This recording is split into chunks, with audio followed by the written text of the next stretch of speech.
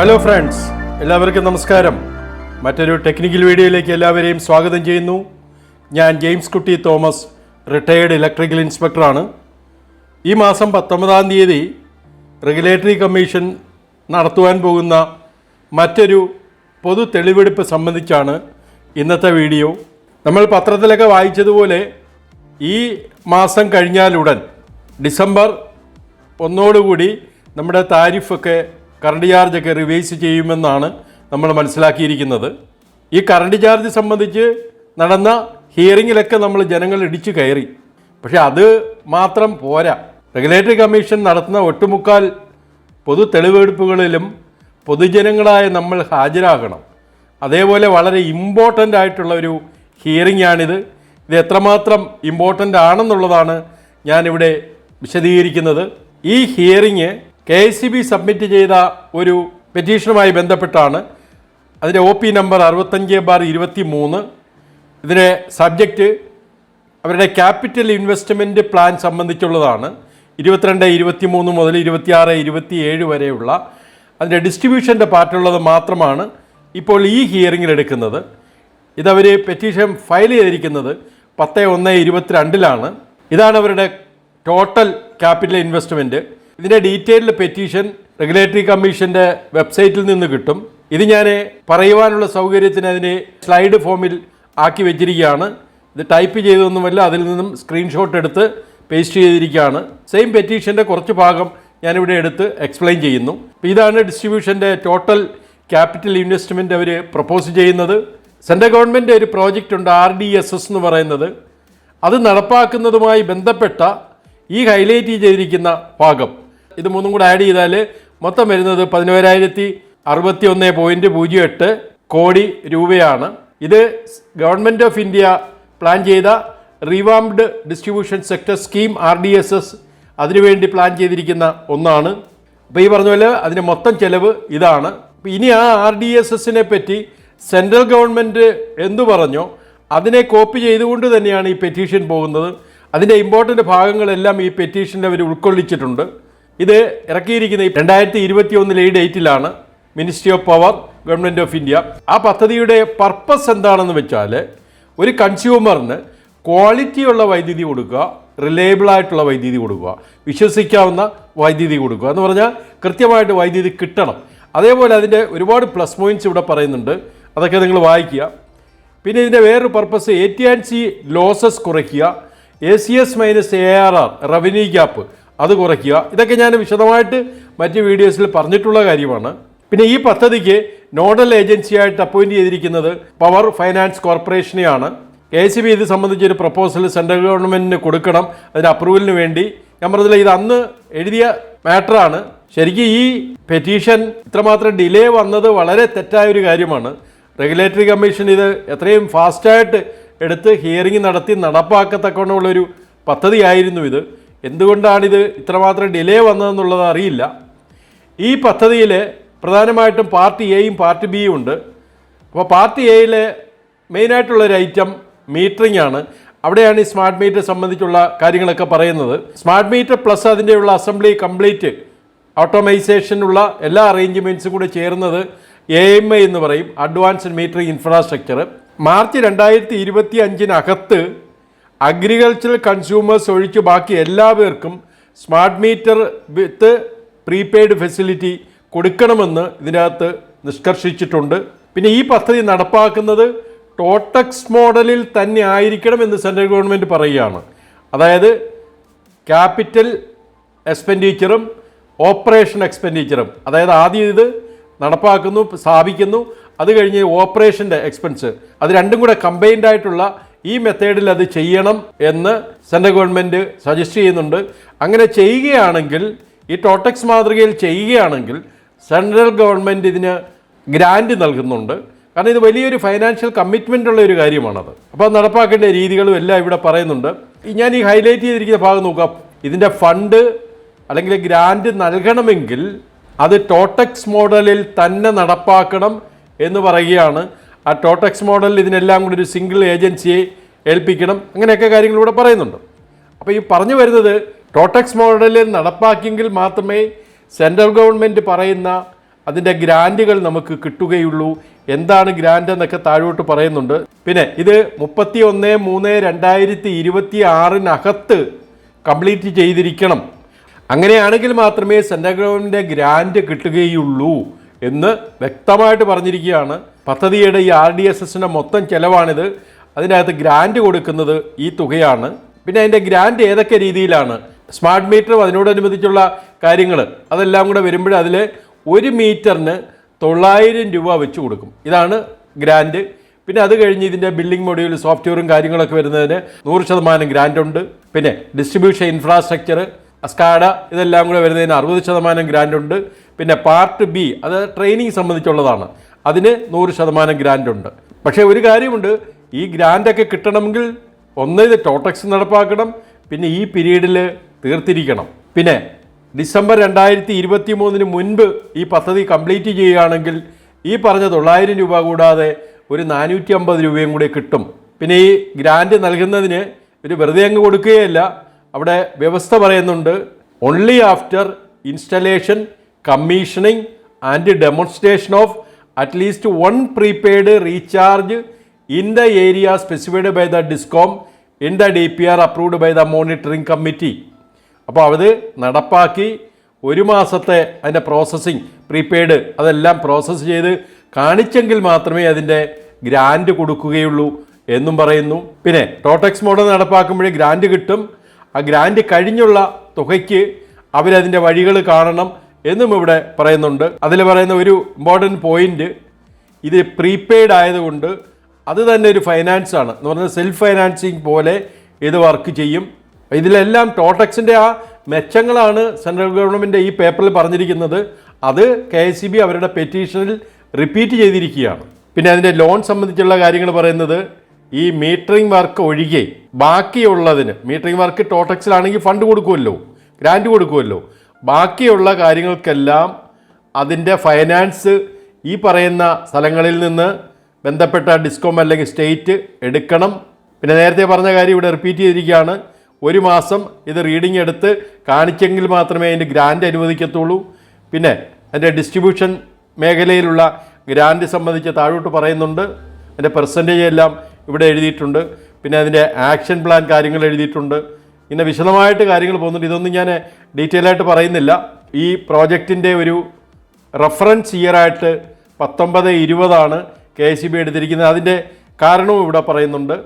പിന്നെ ഈ ടേബിൾ കാണിക്കുന്നത് ഇതിൻ്റെ ഡിസ്ട്രിബ്യൂഷൻ ഇൻഫ്രാസ്ട്രക്ചറിൻ്റെ ചിലവാണ്. RDSS സ്കീമിൽ ഇത് നടപ്പാക്കുന്നതിൻ്റെ കാര്യങ്ങളാണ് ഇവിടെ ഐറ്റം വൈസായിട്ട് കാര്യങ്ങൾ പറയുന്നുണ്ട്.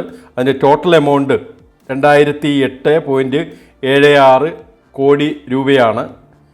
പിന്നെ ബാക്കി ചിലവും കൂടെ ഇതിൻ്റെ കൂടെ ബാക്കി ചിലവും കൂടെ എഴുതി അതിൻ്റെ ഡിസ്ട്രിബ്യൂഷനിൽ വരുന്ന ടോട്ടൽ അണ്ടർ RDSSൽ വരുന്ന എമൗണ്ട് ഇതാണ് 2811.08 കോടി. അതിൽ മീറ്ററിംഗ് ഒഴികെയുള്ളതാണ്. മീറ്ററിങ്ങിന് വേറെ ചിലവ് വരും. ഇപ്പോൾ മീറ്ററിംഗ് സംബന്ധിച്ചുള്ള പ്രീപെയ്ഡ് മീറ്റർ സംബന്ധിച്ചുള്ള ഇവർ കൊടുത്ത സെൻട്രൽ ഗവൺമെൻറ് കൊടുത്ത പ്രപ്പോസലിലുള്ള കാര്യങ്ങളാണ് ഇവിടെ പറഞ്ഞേക്കുന്നത്. നേരത്തെ പറഞ്ഞത് മീറ്ററിംഗ് ഒഴികെയുള്ളതായിരുന്നു. ഇത് മീറ്ററിങ്ങിൻ്റെയാണ്. 8200 കോടിയാണ് സ്ഥാപിക്കാൻ ഉദ്ദേശിക്കുന്ന മൊത്തം മീറ്ററുകളുടെ എണ്ണം. 1,33,42,055 മീറ്ററുകളാണ്. പിന്നെ അത് കംപ്ലീറ്റ് ചെയ്യുന്ന പീരീഡൊക്കെ ഇവിടെ പറയുന്നുണ്ട്. പിന്നെ നേരത്തെ പറഞ്ഞത് എല്ലാം കൂടി കമ്പൈൻ ചെയ്ത് ഇവിടെ എഴുതുന്നു.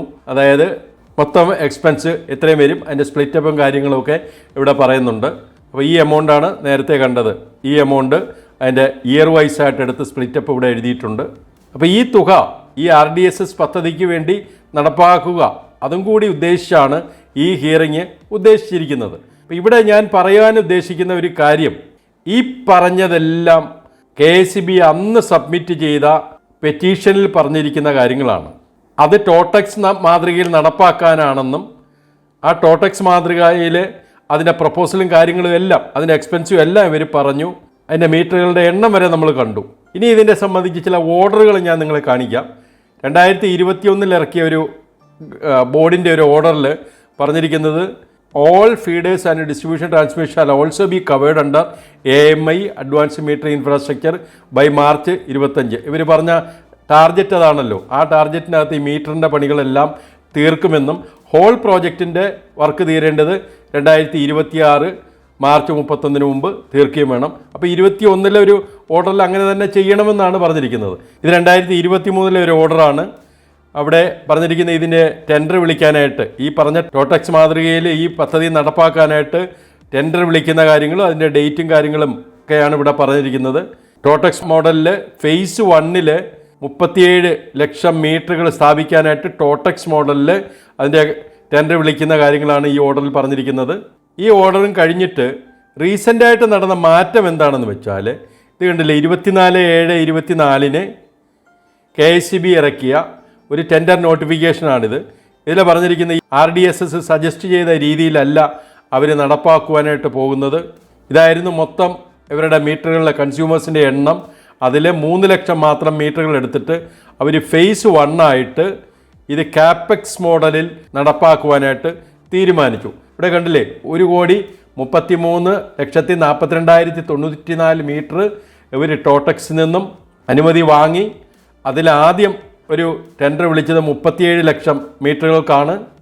പിന്നെ അവർ ആ പ്രപ്പോസൽ മാറ്റി ഇവർ കാപ്പെക്സിലേക്ക് മാറി.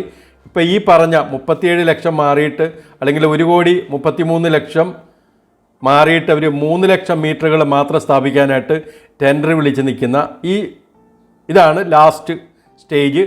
ഈ ടെൻഡർ പ്രകാരമുള്ള ബിഡുകൾ സബ്മിറ്റ് ചെയ്യാനുള്ള ലാസ്റ്റ് ഡേറ്റ് അവർ 30/9/24 ആയിരുന്നു. അത് കഴിഞ്ഞുള്ള കാര്യങ്ങളൊന്നും അപ്ഡേറ്റ് ചെയ്യപ്പെട്ടിട്ടില്ല. അപ്പോൾ ഇവിടെ ഞാൻ പറഞ്ഞു വരുന്നത്, KSEB സബ്മിറ്റ് ചെയ്ത ഈ പെറ്റീഷനിൽ ടോട്ടക്സ് സംബന്ധിച്ച് അല്ലെങ്കിൽ സ്മാർട്ട് മീറ്റർ ഇംപ്ലിമെൻറ്റേഷൻ സംബന്ധിച്ച് വളരെ ഡീറ്റെയിൽ ആയിട്ട് ഒരു സെക്ഷനുണ്ട്. അത് ഡിസ്ട്രിബ്യൂഷൻ്റെ പാർട്ടാണ്. അതിനു വേണ്ടിയും കൂടിയാണ് ഈ ഹിയറിങ് നടത്തുന്നത്. പക്ഷേ ഈ പറഞ്ഞ പോലെ അത് ടോട്ടക്സിൽ ആയിരുന്നു ഈ പെറ്റീഷനിൽ പറഞ്ഞത്. പക്ഷെ അത് ഇപ്പോൾ കാര്യങ്ങൾ മാറി. അപ്പോൾ ഈ ഹിയറിങ്ങിൽ എന്താണ് ഉദ്ദേശിക്കുന്നത്? പെറ്റീഷൻ സബ്മിറ്റ് ചെയ്തിട്ട് ഇത്രയും കാലതാമസം വന്നിട്ടാണ് ഹിയറിങ് നടത്തുന്നത്.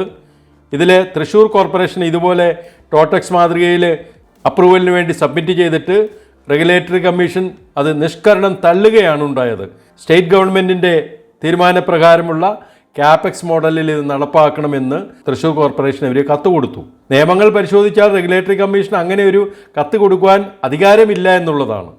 ഇനി ഈ ഹിയറിങ്ങിലും, നമ്മൾ ഈ സംസാരിക്കുന്ന ഹിയറിങ്ങിലും ഇവർ എടുക്കുവാൻ പോകുന്ന തീരുമാനം മിക്കവാറും അത് തന്നെയായിരിക്കും.